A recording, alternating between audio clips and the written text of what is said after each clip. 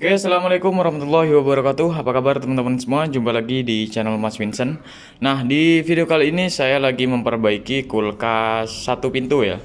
Jadi untuk kasus kulkas satu pintu ini dia nggak dingin teman-teman ya.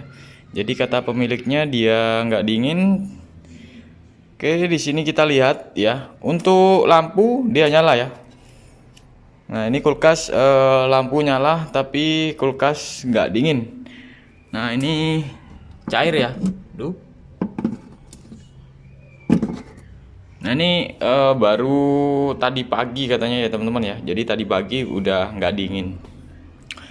Nah, yang saya lihat di sini nggak ada apa kecokel apapun teman-teman ya. Jadi nggak ada benda yang tertusuk di bagian evaporator. Kemudian kita cek di sini di bagian bodi di sini dingin. Dan untuk mesin kompresor di sini dia nggak nyala. Ya. Di sini untuk mesin kompresor dia nggak nyala. Ini ya. Nah, ini mesin kompresor dia mati. Nanti kita akan cek di bagian mesin kompresor ya. Jadi mesin kompresor ini kita cek di bagian relay dan overloadnya. Di sini saya lihat di kulkas satu pintu ini dia kulkas lama ya. Ini kulkas paling kuat teman-teman ya. Ini kalau kulkas yang lama itu saya jamin udah pasti kuat. Ini udah hampir 15 tahunan mungkin. Ini sampai keropos tuh. Tuh. Sampai seperti ini ya. Ini tapi ini kuat teman-teman ya. Oke, sekarang kita coba matikan dulu.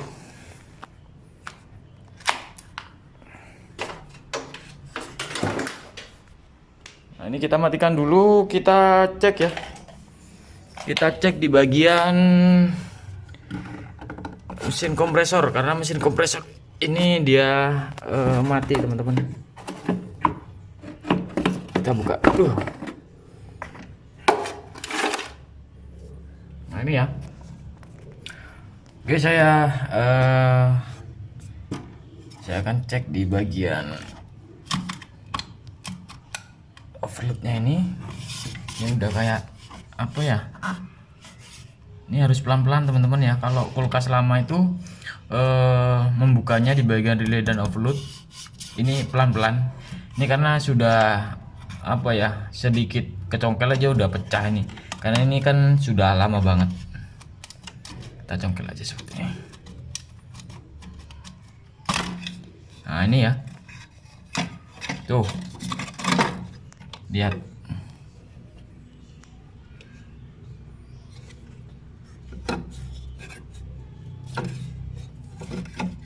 Ini sudah pernah gantian tapi teman-teman ya.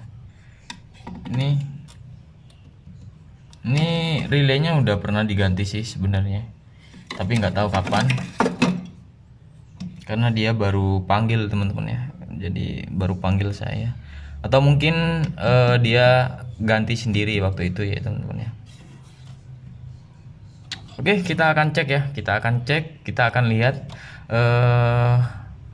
offload dan relaynya seperti biasa, seperti video-video sebelumnya teman-teman ya.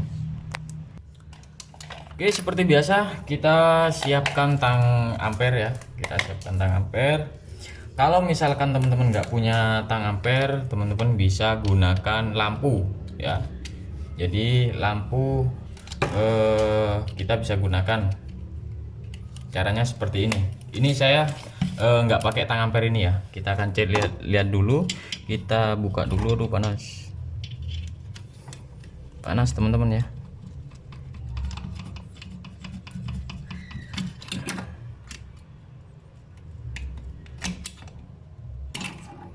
Nah, ini tuh.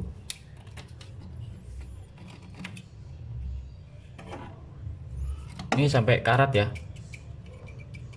Nah, kalau misalkan teman-teman nggak punya alat tang ampere seperti ini, teman-teman bisa gunakan seperti ini teman-teman.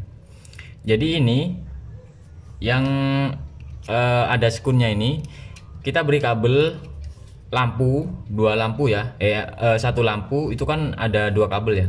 kita masukkan aja seperti ini. Kita masukkan ke sini, kemudian yang ini ya kita masukkan ke sini atau masukkan ke sini. Ini ke sini. Itu nyala nggak lampunya? Kalau misalkan nggak nyala, udah pasti antara overload dan relay. Terus bagaimana cara mengetahui bahwa relaynya yang rusak atau overloadnya yang rusak? Nah, caranya gampang banget. Kalau teman-teman mempunyai tang ampere seperti ini, teman-teman tinggal ya gini aja udah. Kalau misalkan nyambung berarti ini masih oke. Tapi kalau ini kita masukkan seperti ini. Nah, ini nggak nyambung. Ya, ini nggak nyambung teman-teman. Tuh. Tapi kalau ini dia nyambung. Nah, bagaimana cara mengetahui tanpa alat? Nah, kalau bagian overload itu kita kocak seperti ini, itu pasti ada bunyi. Nah, ini ya. Itu pasti ada bunyi. Kalau di bagian relay itu nggak boleh bunyi. Kalau misalkan kayak gini kita ada bunyi. Nah, ini ya. Kalau misalkan ada bunyi seperti ini, udah pasti di bagian bimetal itu sudah pecah. Saya yakin udah pecah. Nih. Saya yakin udah pecah. Nah, kemudian kalau misalkan teman-teman nggak punya tang alat, cara mengetahui overloadnya ini, teman-teman seperti tadi ya. Jadi anggap aja ini lampu, kemudian di sini di ujung lampu, di sini kan pasti ada dua kabel. Nah, kita seperti ini aja. Kita masukkan seperti ini di bagian overload, kemudian di ujung sini kita masukkan di bagian kiri ya. Kalau misalkan ininya ada di sebelah kanan, kita masukkan di sebelah kiri seperti ini. Kemudian kulkasnya nyalakan. Kalau misalkan lampu ini nyala, ya lampu ini nyala, udah pasti nggak ada yang rusak. Jadi nggak perlu teman-teman ganti. Sebenarnya untuk video kali ini sudah pernah saya bahas berulang-ulang teman-teman ya. Nah, kemudian kalau misalkan ini nggak nyala, teman-teman ya, teman-teman bisa pindahkan ini satu-satu, ini ke sini, ke bagian kabelnya ini. Kalau misalkan nyala, udah pasti di bagian overload yang rusak. Kalau misalkan di bagian relaynya, kita diamkan aja dulu seperti ini. Yang ini didiamkan, terus ya nancep.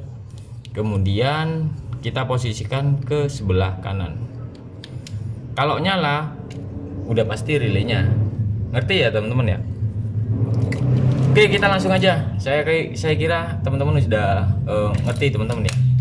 Nah, ini untuk overload dia sudah nyambung ya. Artinya ini nggak ada masalah dan nggak perlu kita ganti.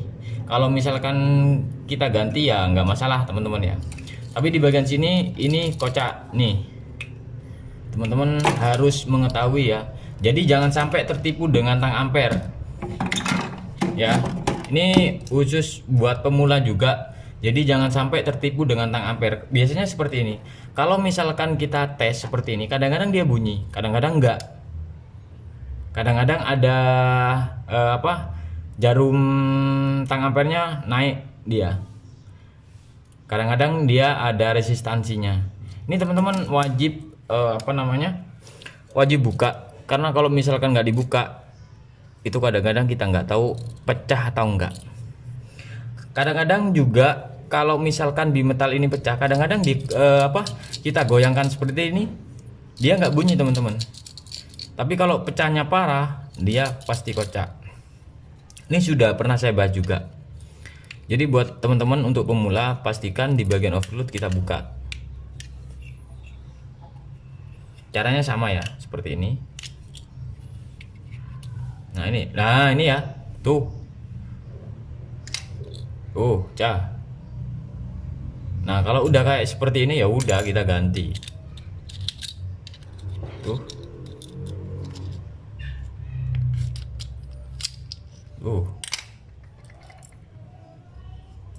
Nah kenapa bisa pecah?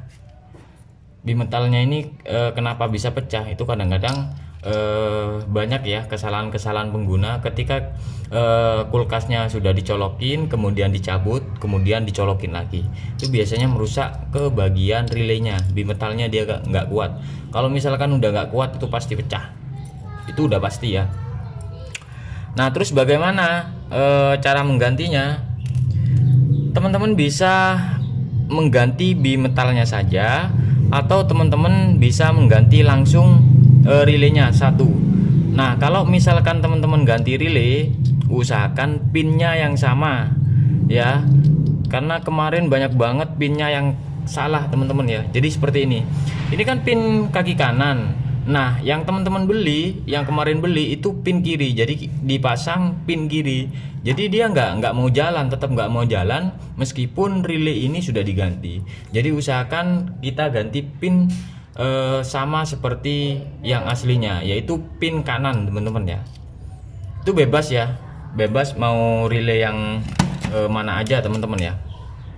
Kalau misalkan teman-teman bang saya beli tuh nggak ada yang di sebelah kanan, adanya yang di sebelah kiri, nggak masalah, teman-teman bisa beli aja. Intinya bentuknya sama, itu bisa diaplikasikan. Kalau misalkan bentuknya nggak sama, biasanya kan ada yang besar ada yang kecil, itu yang nanti teman-teman kesusahan. Tapi semua masuk kalau misalkan seperti ini ya. Kalau misalkan nggak ada lagi ya kita ambil aja, kita ambil bimetalnya kemudian kita masukkan. Nah kalau misalkan teman-teman mengganti di bagian bimetal, nah di sini usahakan, jadi usahakan di bagian sini nih, ini kita amplas. Nah ini kita amplas supaya dia setrumnya itu nempel banget ya, jadi nggak ada korosi-korosi. Jadi diamplas kemudian pasang kembali, jadi seperti itu.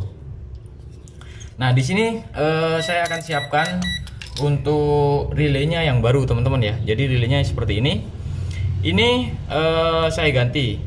Ini kan sama kaki kanan juga ya. Kalau misalkan teman-teman mau pakai ini wadahnya ini ya kita kita buka kemudian kita lanjut ke sini. Jadi relay itu banyak macamnya teman-teman ya. Kemarin saya sudah bahas untuk cara startingnya juga.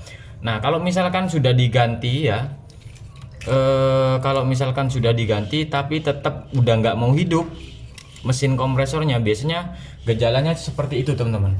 Jadi sudah diganti overload, sudah diganti relay, tetap nggak mau tetap dia nggak mau hidup, itu teman-teman harus jumper dulu. Atau kalau misalkan nggak mau jumper, tunggu mesin kompresor ini dingin terlebih dahulu. Setelah dingin kita pegang udah nggak ada panas sama sekali, teman-teman bisa nyalakan. Kadang-kadang mesin kompresor ini bisa nyala teman-teman ya, tanpa kita harus jumper. Kalau misalkan sudah dingin tapi tetap nggak mau nyala mas, ya terpaksa kita jumper ya. Teman-teman bisa lihat video saya, video-video sebelumnya cara jumper mesin kompresor. Itu pakai saya yang pakai 3 kabel teman-teman ya. Kalau yang pertama yang pakai 3 kabel itu sekitaran ada 3 bulan yang lalu saya sudah pernah upload itu ya. Kemudian di minggu-minggu kemarin juga, karena kemarin ada juga yang bilang bahwa itu diakal-akalin. Nah itu video yang selanjutnya udah saya bahas itu. Oke, jadi seperti itu teman-teman ya. Ini udah saya kasih tahu caranya semuanya, teman-teman bisa ikuti aja. Kalau misalkan nggak ngerti silahkan tulis di kolom komentar atau ke IG saya aja. Jadi kalau misalkan kesusahan. Oke, sekarang kita pasang. Itu solusinya teman-teman ya. Jadi jangan panggil dulu tukang servis dulu ya, kita perbaiki. Selagi masih kita bisa perbaiki ya kita perbaiki. Kalau misalkan udah nggak bisa, udah mentok, baru kita panggil teknisi teman-teman ya. Ini mesin kompresor kuat nih teman-teman. Saya itu suka kalau kulkas yang model lama. Oke, sekarang kita pasang lagi.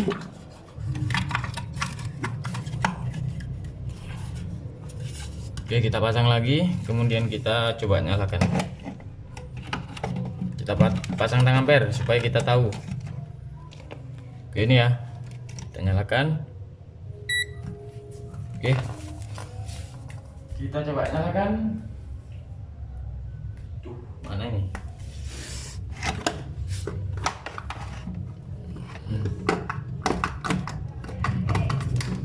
Oke, kita nyalakan.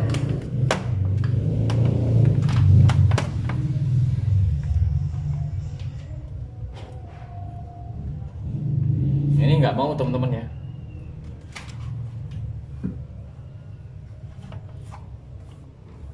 Oh iya, ini stop kontaknya guys.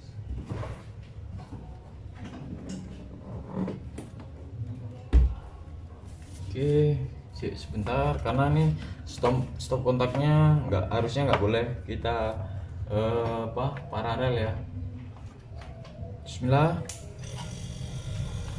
Nah ini sudah nyala teman-teman ya. Jadi mesin kompresornya sudah nyala. Tuh. Dengar teman-teman ya. Tuh. Jadi seperti itu ya teman-teman ya untuk cara memperbaikinya. Jika teman-teman ada pertanyaan silahkan tulis di kolom komentar. Jangan lupa like, komen, dan subscribe. Wassalamualaikum warahmatullahi wabarakatuh.